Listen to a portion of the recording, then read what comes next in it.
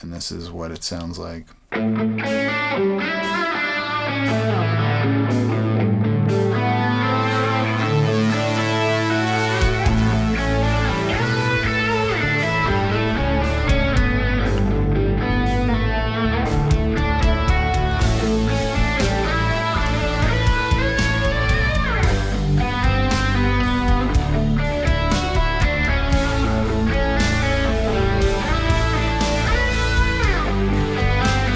What a nice sweep.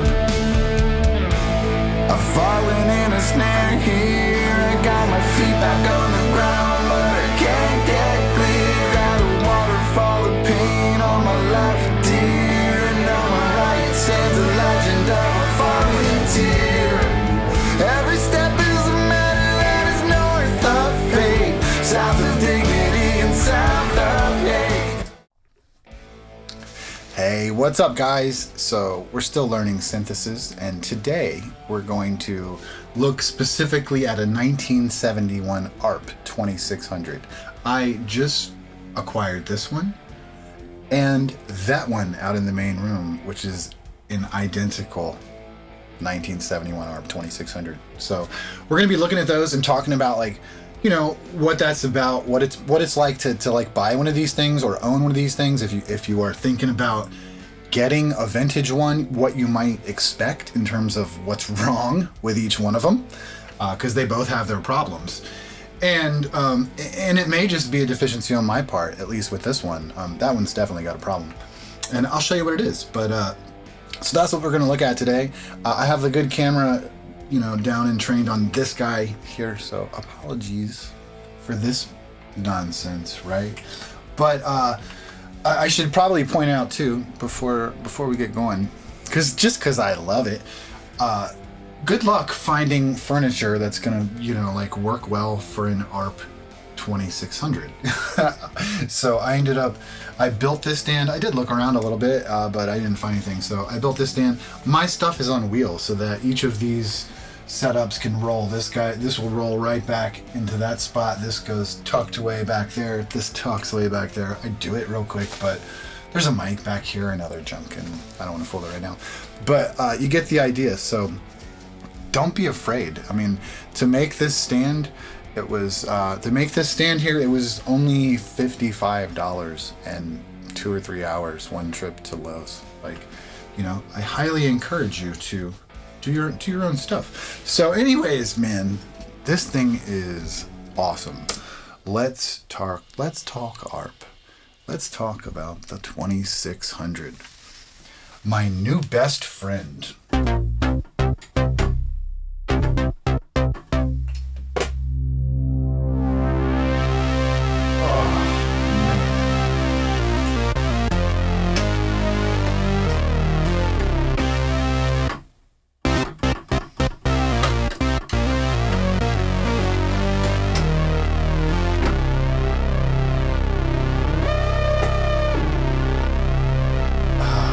How cool is this thing?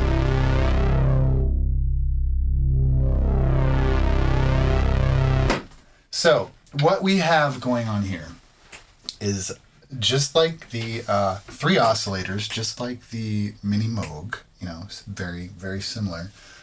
We've got oscillator 1, oscillator 2, oscillator 3. So as I mentioned, between this ARP and the second ARP, there's 2600, that is, because there's an ARP Odyssey here too. I should point out that's what these keys are here. And but so the first thing that's come out that's definitely like wrong with this one is oscillator 1. Once I plugged the first thing that I had attempted to jump was just that right there into oscillator 1. The sawtooth, which is, you know, I think, no, it's not the default, it's close. The default, I think, is a pulse. It gives you under here, this keyboard, it's modular, but it's normaled, meaning the connections to make it do things are already made, but you can totally interrupt them and make your own connections. So this is like hard wiring the connection, basically, because if I pull this out, we're not going to hear oscillator 1. Oh, we do! Look at that! See what I'm talking about, man? Vintage synths. I'm like, whoa, happy day. That is definitely oscillator 1, and there's nothing.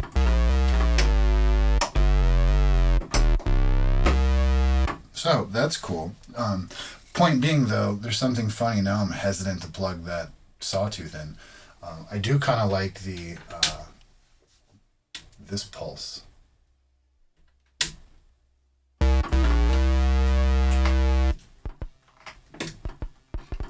Aha! See, here we have a problem. So that stopped.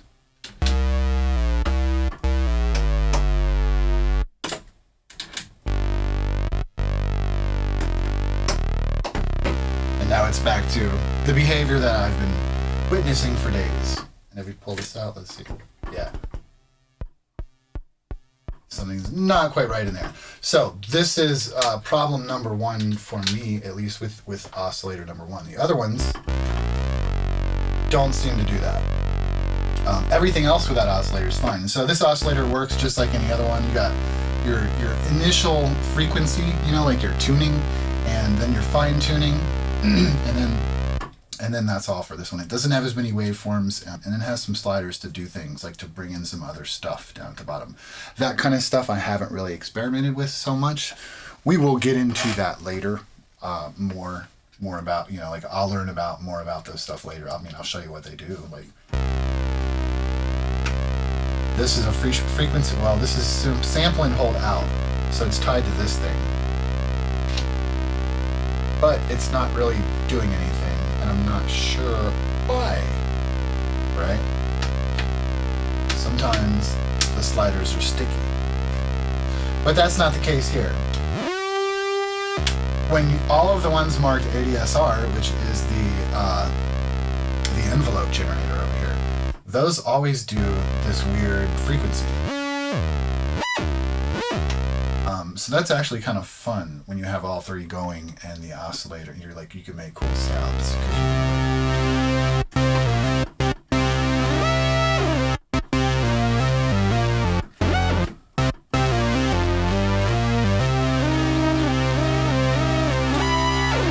Like, that's a playable thing that I totally dig.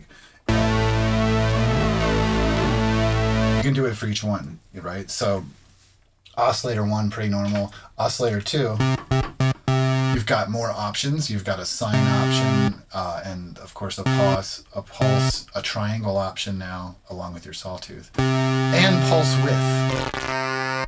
This control is a bit scratchy. You'll hear that a lot throughout the controls on this thing. But once you get it to a spot, you can wiggle it. You're going to hear what it's supposed to sound like.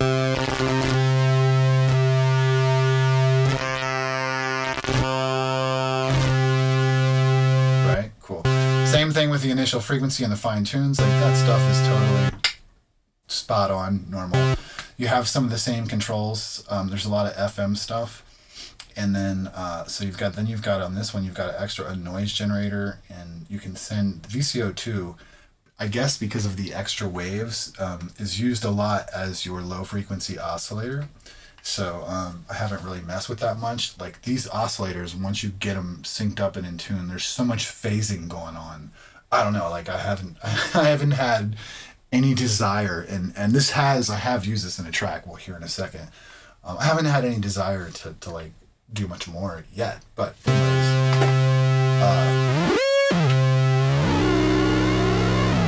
So that one was kind of cool. This is VCO1. It's bringing in VCO1 to it in some kind of form or fashion, is what I would put in, like FM synthesis generate. I don't know.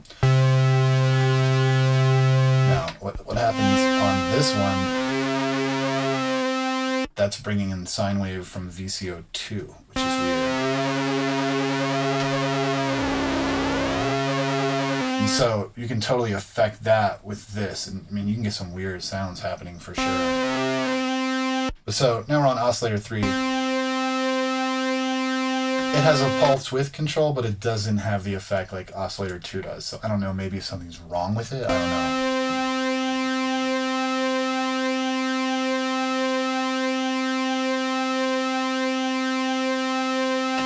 So I haven't really heard it do anything per se.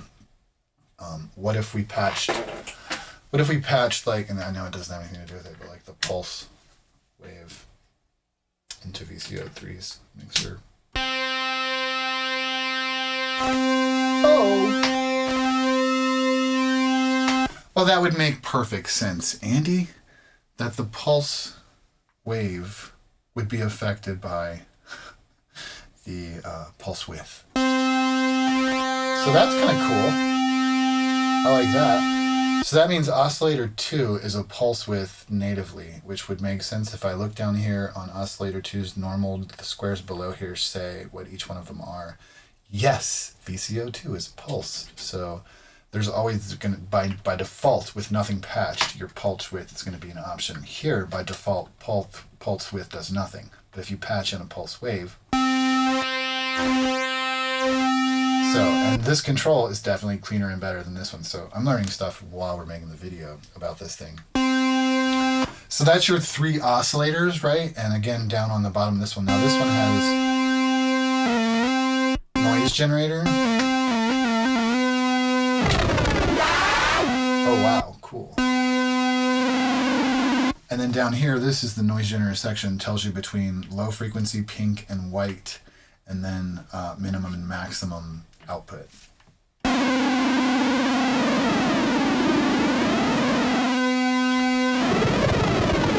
It feels to me like it's being modulated too.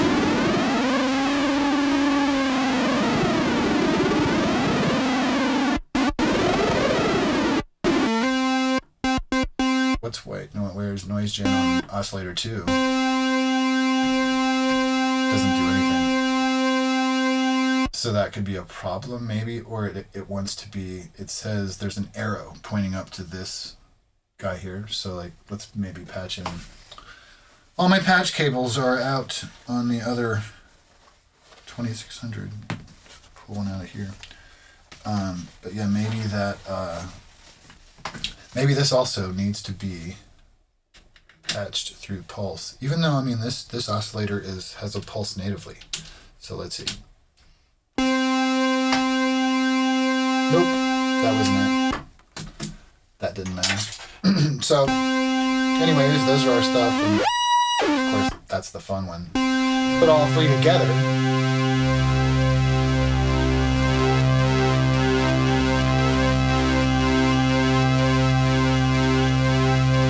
And that's where things get fun.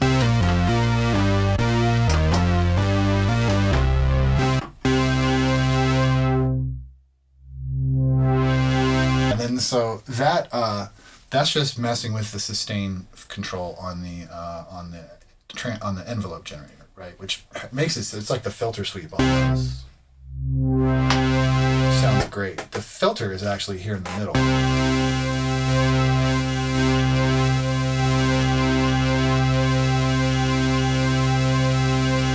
And so I notice it, like the resonance. Hear that popping in there?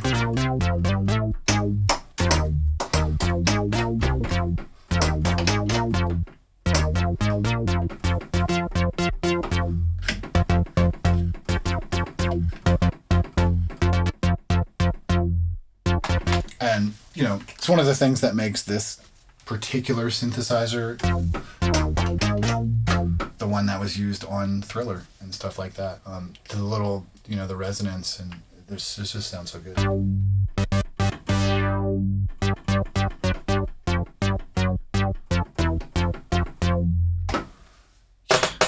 So, and then, so this is a little bit of a mixer section, and, you know, then you've got this other stuff. So things I haven't figured out really is, I mean, there's like, so this thing is self-generating or self-oscillating, like a lot of this stuff, self-oscillating filter, and something else, I think, too. Again, I'm just learning this stuff for sure. But so there's times where, like, when I first brought both ARPs in here, they both were just like constantly just making a sound. That one is right now, and I know there's a reason for that, but like, yeah, there you go. So like, and there's things I can do to make that sound stop or go away. So I'm thinking, yeah. So it has something to do with initial gain, and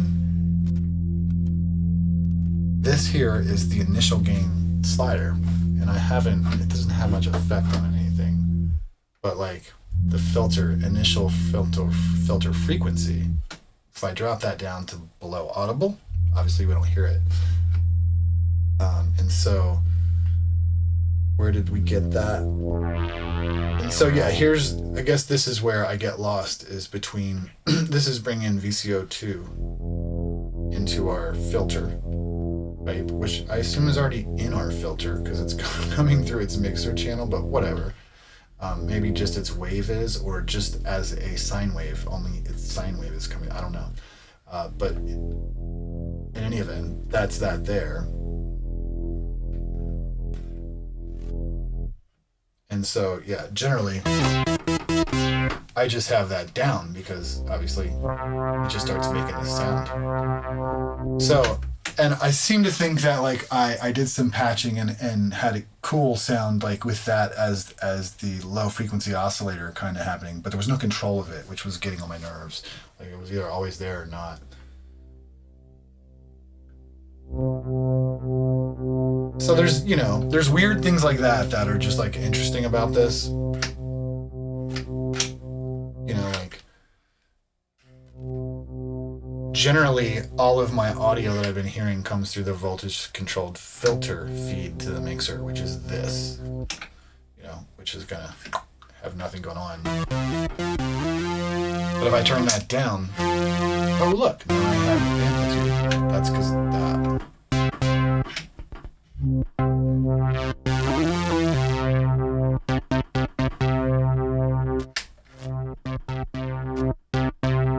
And so why are those separated is one question I have. VCF, VCA, right? Why are we mixing those two together? Because the VCA to me is like after the VCF, and I don't know why.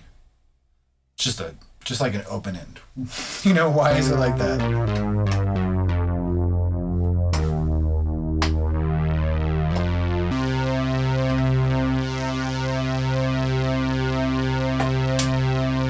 And so often I will get this thing in a state where I really like the sound, and then I'll do a couple of things and that sound will be totally gone. And I'm like, what have I done? So in that sense, it can be a little frustrating. Yeah, like so we're adding stuff here to the VCA, I think, from down here. And maybe that gives us extra options like the ring mod, but that's also in the mixer, so I don't know. All like seems like everything in the mixer is also available in the VCA.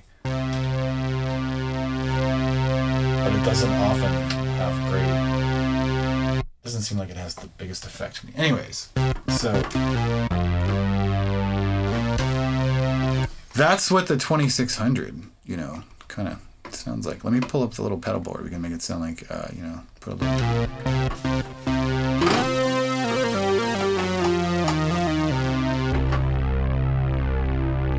For my money, it's just it's wicked, this thing.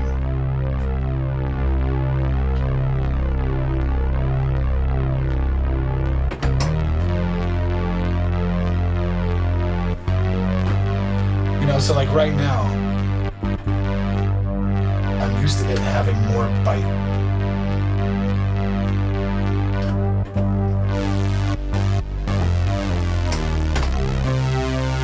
It's like that got me the bite back. Oh, there it is. It's just this volume.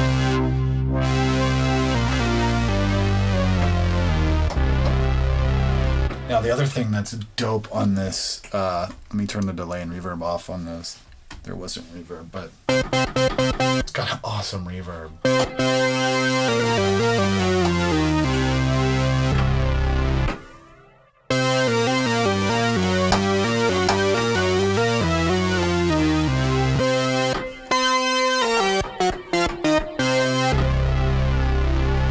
Sick. Now there's also some weird cool stuff on the little keyboard controller here. I wonder if this camera kind of gets over there. Not really, but you can see there's like 4 knobs, and on both of my ARP keyboards, there's a knob here called fixed, and fixed doesn't have a knob on it. Like, you're not supposed to mess with that, or somebody doesn't want you to. But so there's little switches to switch between knobs. So it's switched to fixed. If I switch it to variable,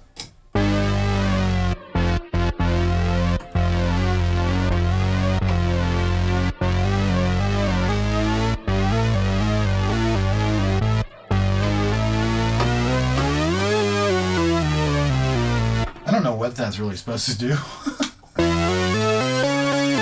Because it's changing the intervals between the keys. Oh, okay. This is under the tone interval section. That's what it says right here, tone interval.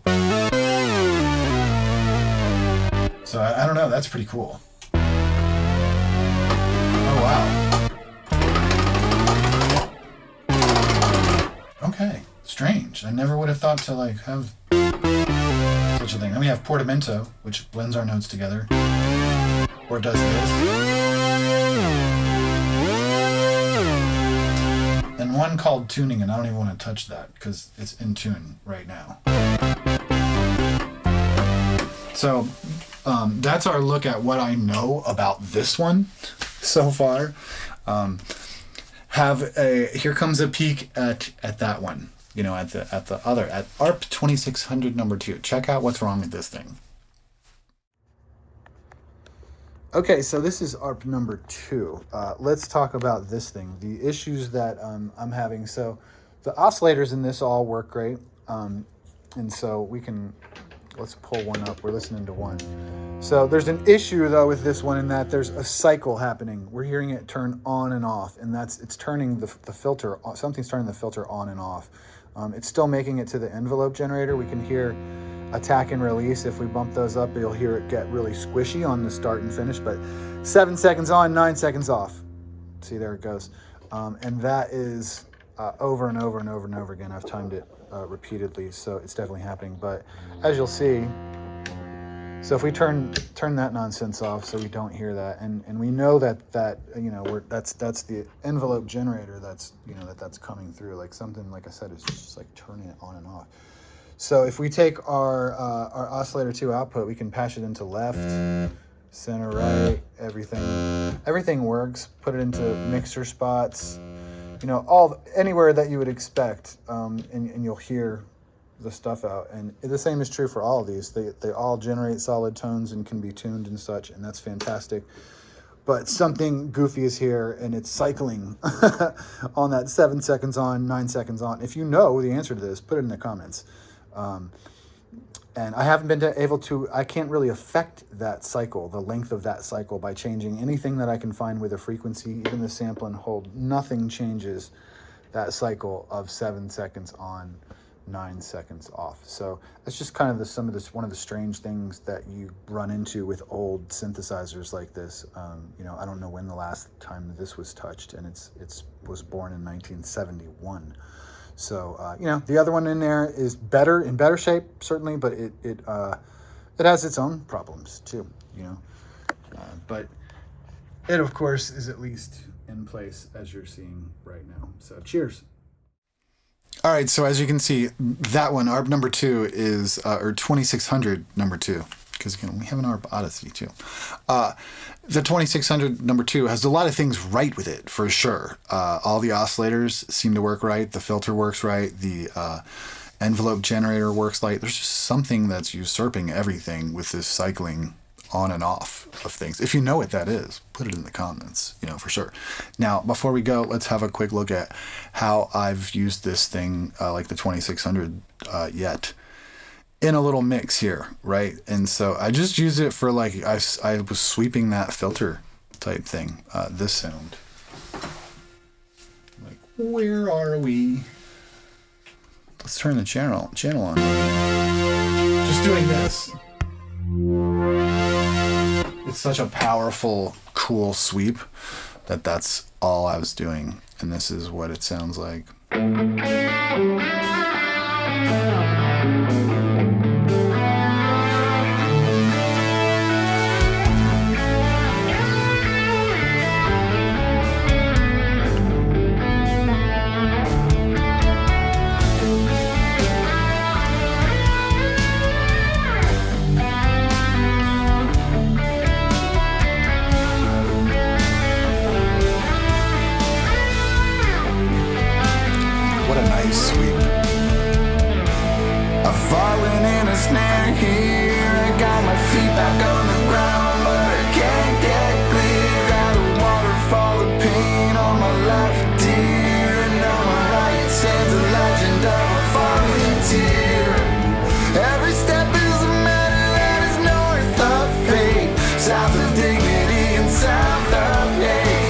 So you get the idea. It's doing that, just bringing that swell.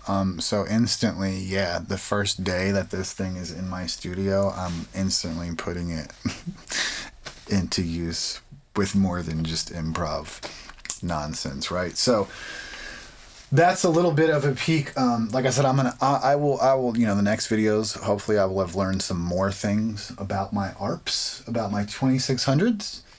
And that one out there for sure. What an interesting puzzle to solve to make that old thing work. So, I say if you are considering purchasing one of these old instruments, it'll probably be in working order from whoever's selling it really anymore. But even if it's not, don't be scared, because it's super fun just to make these things work while we learn all about them. So, cheers. Rock your day.